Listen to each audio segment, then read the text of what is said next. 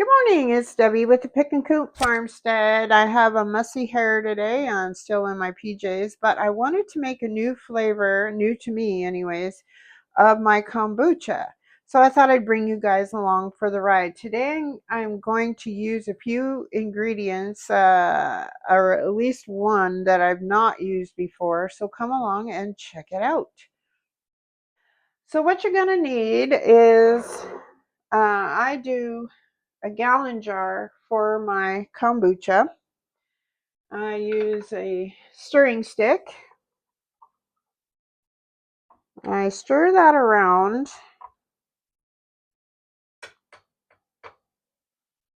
There we go. Then you want your fruit and herbs of choice for flavoring. I am going to use, I have a lot of this beautiful basil that I was getting ready to dry, and I thought, this would be really good in the kombucha. It's just regular sweet basil. And then I have these beautiful lemons that I froze whole. I put them in some warm water to defrost them. So I'm going to slice these and put one lemon. It's going to be pretty lemony. I might have to add some sugar. We'll see how it goes. And I'm going to put one whole lemon in these half-gallon jars.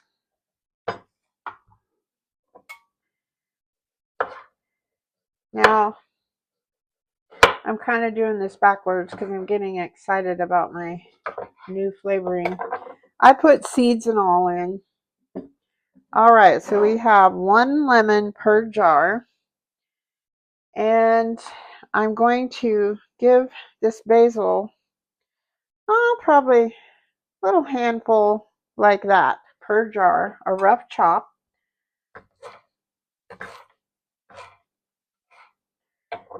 And you can measure if you like. I don't sell my kombucha, so if I were selling my kombucha, I would be measuring everything so all the flavors taste exactly the same every batch.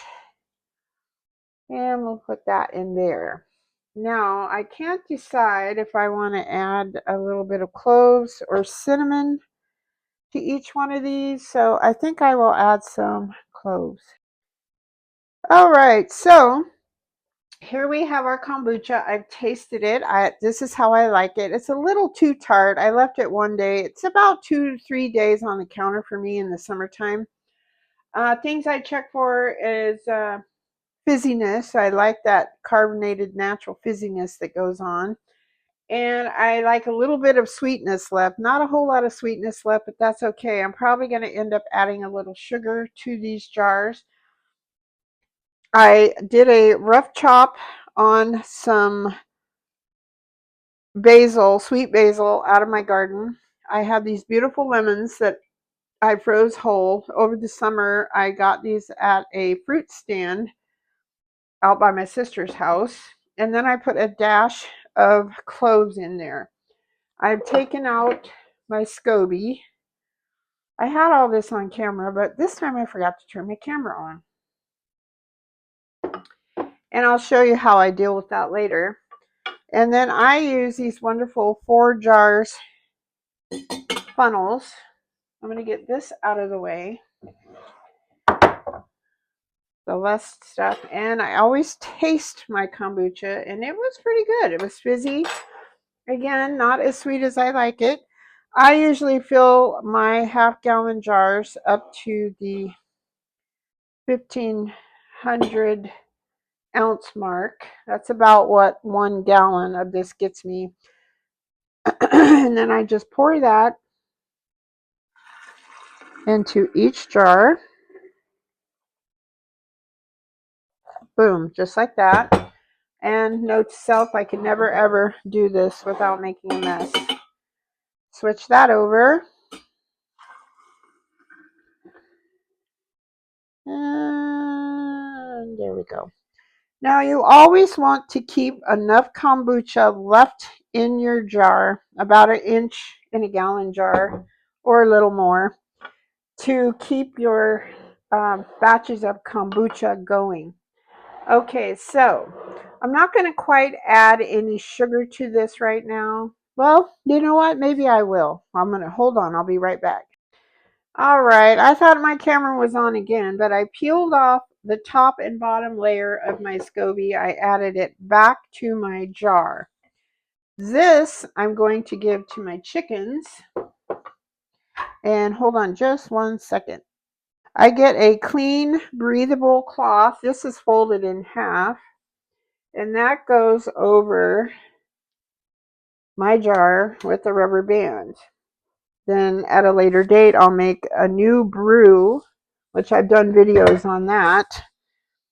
This goes to my chickens. I don't know if you got cut off, but I added a couple tablespoons of sugar to my mixture. I'm going to stir that.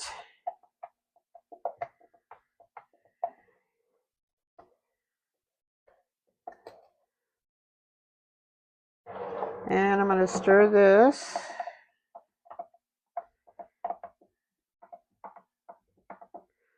All right. So this is our new concoction. Hopefully it'll taste good. If it doesn't, oh well, I'm going to drink it regardless.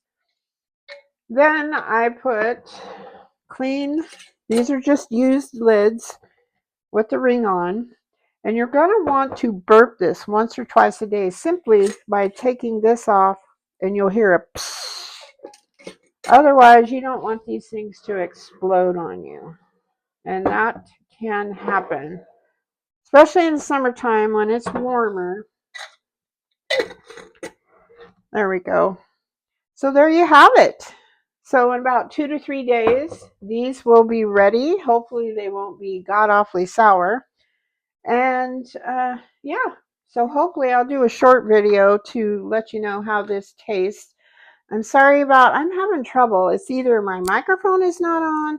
Now I've got my microphone on because I turn it on before I do anything. And now I'm forgetting to turn my camera on. I don't know what's going on with me.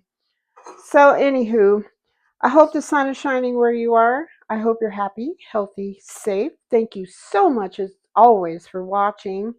God bless you all and happy fermenting. Bye-bye.